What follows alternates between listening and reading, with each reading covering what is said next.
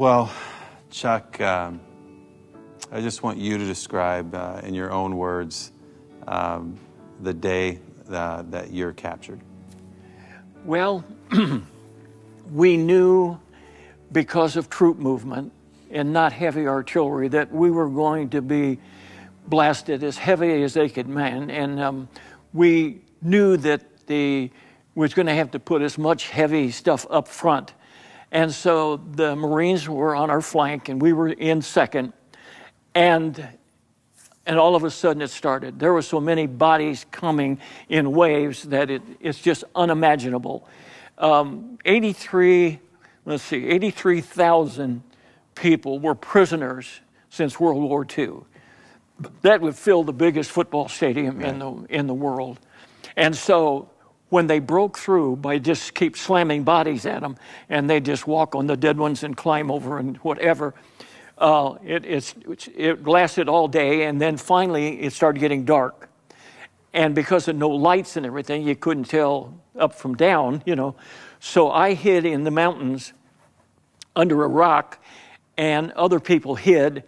And because if it had been on flat land, we probably could have outrun them or something. But you don't have that pleasure in Korea the way it is.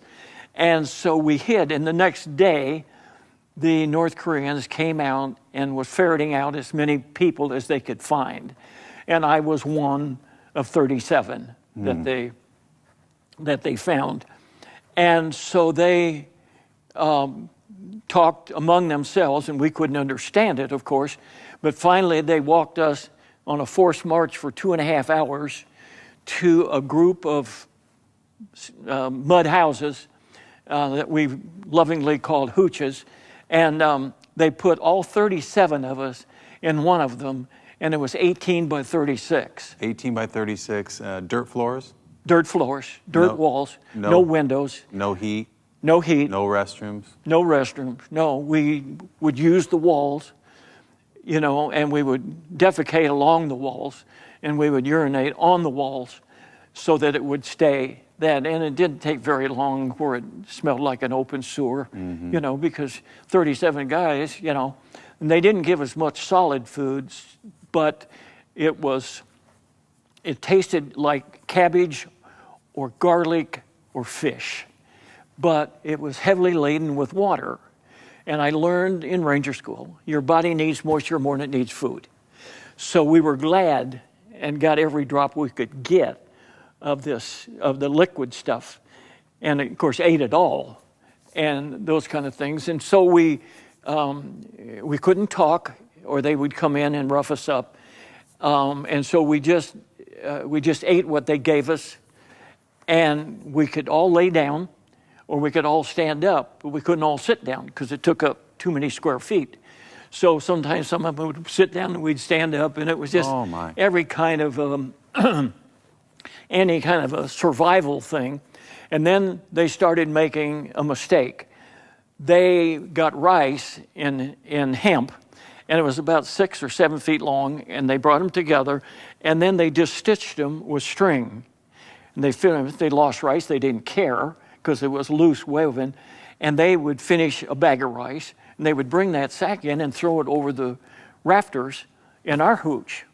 And so after a while, we started getting them, and we would bring some of them down at night and sleep on them, and we get others and put them upon us. But the minute daylight broke, and before the guards would come in, we would take them and hang them back so that they didn't catch on. They didn't suspect on how you were keeping warm. I don't think people realize, unless they were alive and, you know, watching the events and reading about the events then, how cold it was. Oh, Can 50 you describe degrees that? below zero. 50 degrees below zero. With heavy winds and deep snow.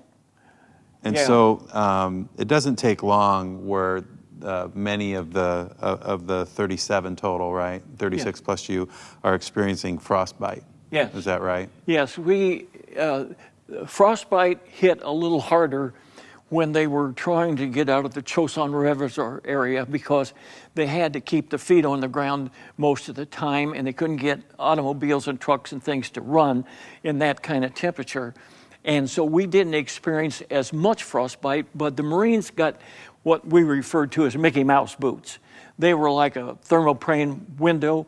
They had a little vent on the side and they put air in it. So their feet never touched the snow, they touched air. They gave us shoe packs, 2 pieces of pack, and they would get it. But if a person's feet perspired, the pack would get wet.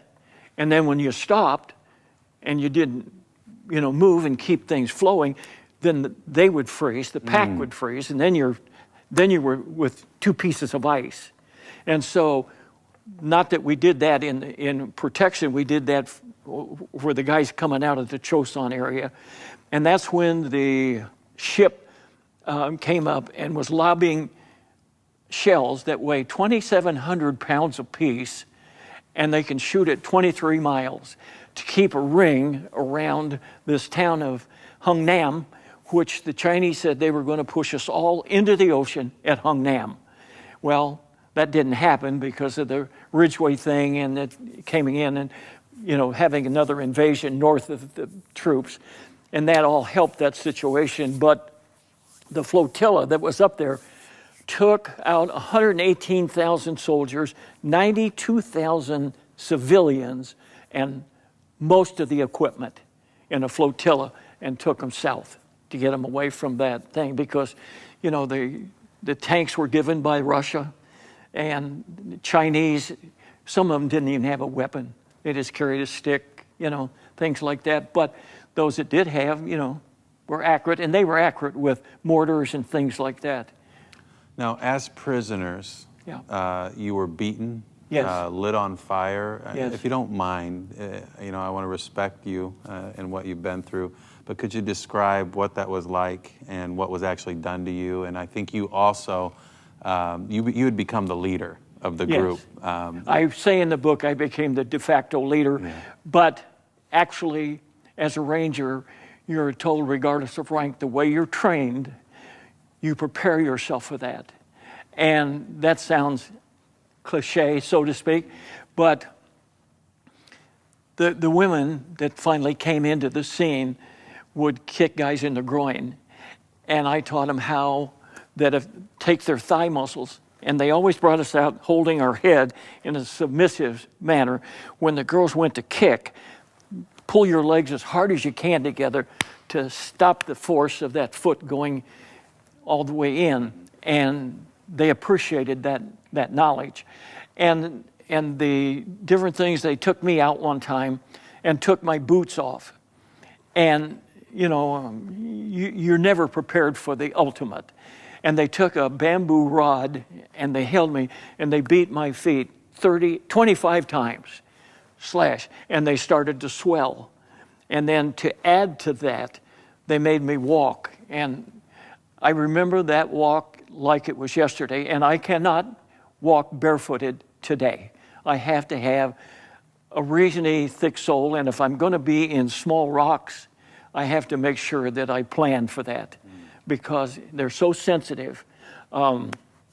Because it brought all of the sensitivity to the surface, and so they made me go back in and into the hooch.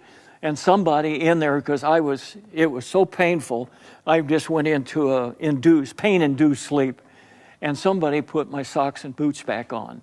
And my boots were different because I had gone through jump school and I had jump boots on, where the rest of them had, you tied them up so far and then you had buckles that went around.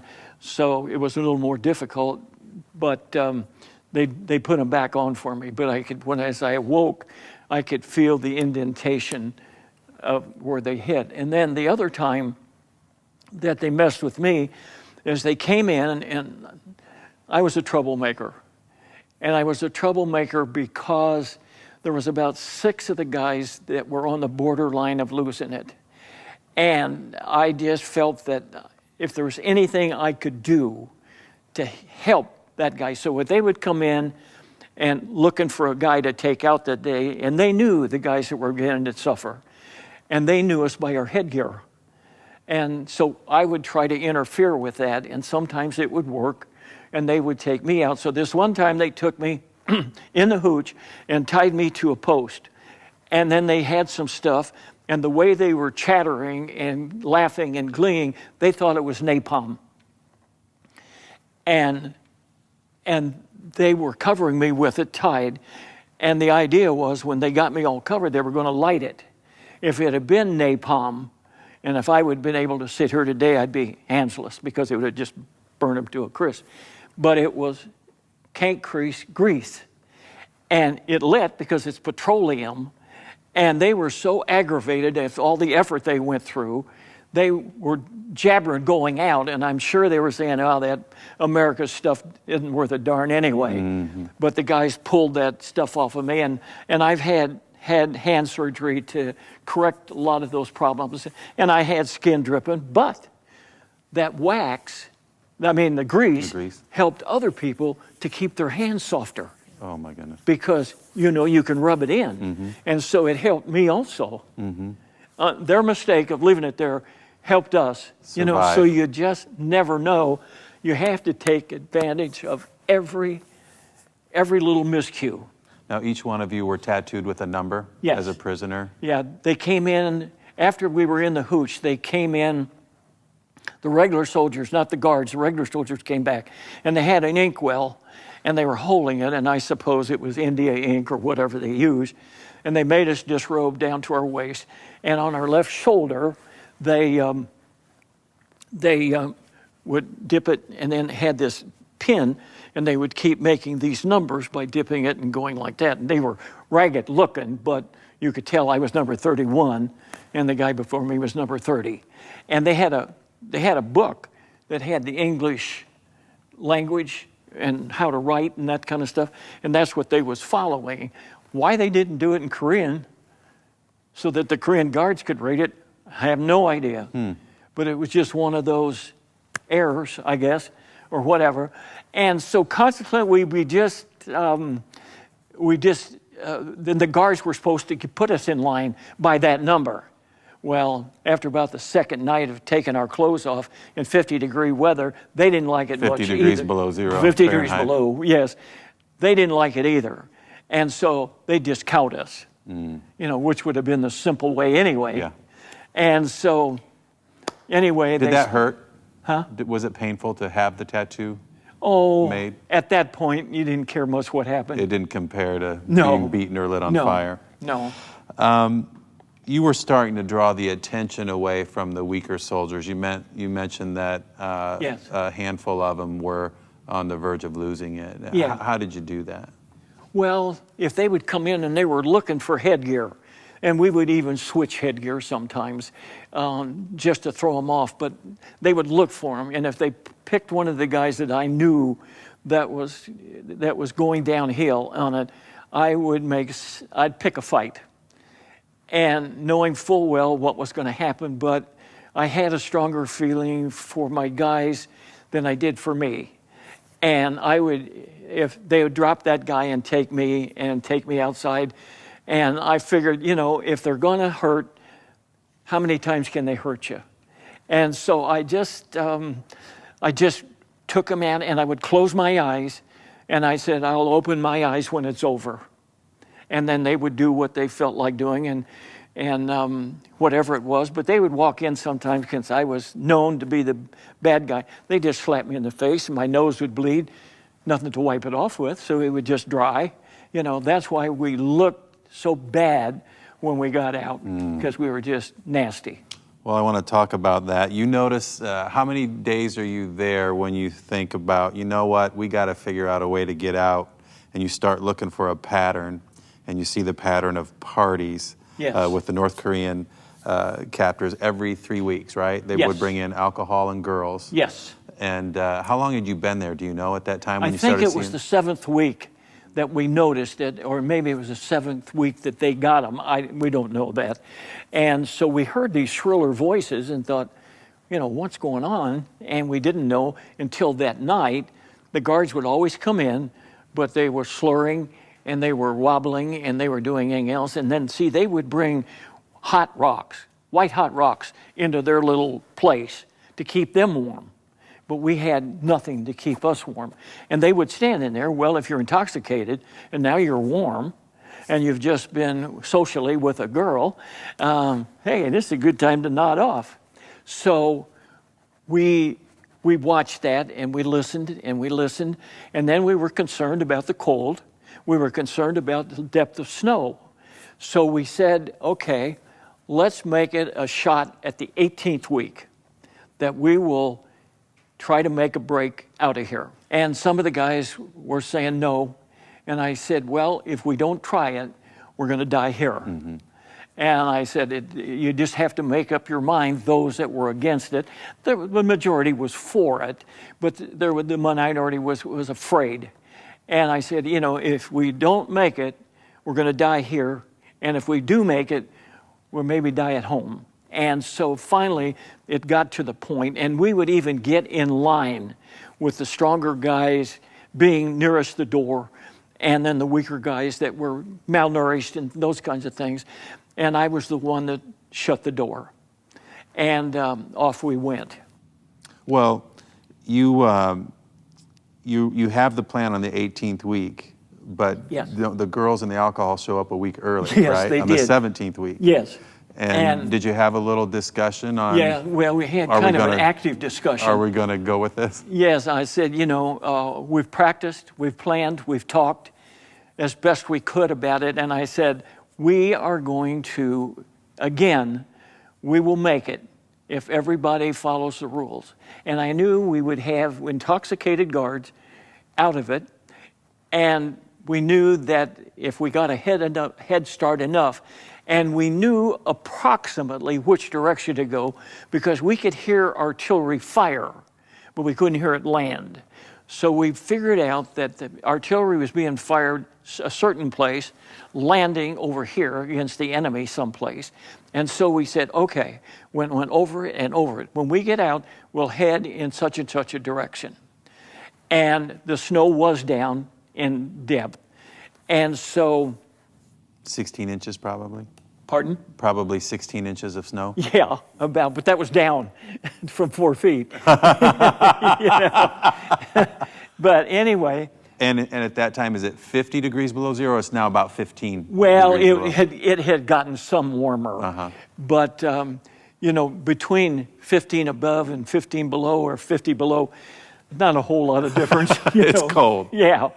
And so anyway. There are two primary guards, is that yes. right? And they're younger guys? There was two doors. Two doors? You had a guard kind of on one side and one in the rear. Mm-hmm. And I think the doors were there because sometime it might have been a Korean family. And they would have probably, in that amount of distance, they would have probably had 4 families in there because many times they just curtained them off. It was a lifestyle that we can't even comprehend. Yeah. But and they would eat anything. I passed a guy one time and a papasan because he had a wire hat on and everything, and I passed him and I saw something sticking out behind him. And as I passed him, I looked and it was a frozen cat. Now, my imagination said that's going to be their dinner. Because there was just nothing over there. One of the things that was beautiful in Korea was they had golden pheasants. Most gorgeous birds you ever saw. Really? Yeah. And, of all the bad stuff you see and hear about Korea, here they had the prettiest birds I've ever seen, wow. Pheasants. Wow. So you make the executive decision that you're going to break out that night a week earlier than you thought. Yes. And I'd like you to talk about how your guys got the attention of the first guard. Yeah. We made some noises that were unfamiliar to the guards. And he walked in and was blurry-eyed, and they had practiced me on silent killing. And I went... In your Army Ranger training? Army Ranger school, Special Forces. And they came in, and I did what I was trained to do, and you hold them until their breath is gone because he had just knocked it out with this leg, and he was completely, and you just had to hang on. Well, in this particular case, if the guy would have been 6'4", it would have been much more difficult, but most of them were 5'8", and I was 6'1", and you have the advantage right away. And then when they start kicking and things like that, the other guys held them. So it made it easier for me. And so we did the rear guard first so that the guys could get the door open. And then we called in the upper guard Now you take your knee and you put it in the back, right, to expel the lung. You bring him down on it. Uh-huh. You bring him down this way, and his right here knocks all the air out of his chest with your left leg. And then you hold him to... And then you hold him until he can't breathe, until he goes limp. And then we had that one done, and we went up, and the same thing happened almost, if you'd have filmed it, you'd have said the same thing happened, you know. But we had no weapon, so there was nothing, you know, there was no way, and you didn't want him to holler out just in the event that somebody would hear. And so when the second guard went down, I said, go, and they started out the door. Through your training, you're able to take out both guards, and you're ready to go, but go means cold, malnourished, frozen, 15 degrees below zero or more, 16 inches of snow, and you just start walking in the direction where you thought you had heard friendly forces. Friendly forces. Yeah. And how far? Well, the thing I really want to ask you is there a party going on, like with the soldiers that are brought in and the girls, and is it loud, and can they not hear you at all? Are you afraid somebody's going to shoot you? When you see a Korean place like that, they never build them like we build apartments now. Mm-hmm. There was distance between them. Oh, okay. And with wind, you know, whipping and things like that, that was not a consideration that we took, because we wouldn't hear the guards come into their little shanty at night. Mm-hmm. I mean, they would come in to look us over, but and they only had lanterns. There was no electricity. And this is at night when you're escaping? Yes. Oh, yeah. And you walk in your direction? Yes. And how long do you walk before you see we walked in the direction until daylight broke. And when daylight broke, we heard an engine. And we could, the closer we got down, kept marching and marching and marching, we saw an L-19 up. An L-19 is a wing-over plane that they use for troop movement, because small arms can't reach them. And you sit on a lead pad anyway so that it can't penetrate you from the bottom. And and they watch that, and they can call in artillery. And so they were way up, and we heard this, and we kept walking, and we kept waving, and they kept coming down, coming down, coming down, and coming down. Finally, they saw the 37-man Caterpillar going through the snow, and they gave us this. This is the Cessna L-19 Bird Dog, and so that lets you know we see you. Yeah, and then they made a bank and gave us a directional flyover. And so we turned, and not deeply from where we were going, and then it was another hour and a half or two, maybe, you know, no watches or anything, so you just, and a group came out to meet us and took us, then we walked until we got to their position, and most of the guys just fell. I went down on my knees because the black cloud of guilt came over me so strong. I just went down on my knees, and I wasn't concerned about the guys that I had killed. I was concerned about the parents that would never know where their boys were, how they died, or anything else, and that bothered me tremendously. And it bothered me for years, because they didn't have grave registration like we did. We saw many of them just bulldozed. And then we had the monsoon rains, and you'd see an arm sticking out or a leg. And they just, again, pile dirt on top of them. Now, I want to talk more about the guilt, but I read your book after the winter that we had, about the coldest and most snow that we've ever had. And when it was 15 below, and we had all that snow, and the news was saying, you know, don't go outside, I had to shovel a pathway for my little dog. And I tried to have everything covered up, and I'd say, you know, I was out there too long because the snow was so deep, and it was maybe 15 minutes, maybe a little more. When I came inside, I realized that 15 below is a lot different than 31 degrees or 20 degrees or 10 degrees. I can't fathom how you survived that walk. How many hours do you think it was? Probably 3.5. And how did you stay warm at all? Well, when it all started, we had everything we owned on. Mm-hmm. And they never gave us anything else, but they never took anything from us.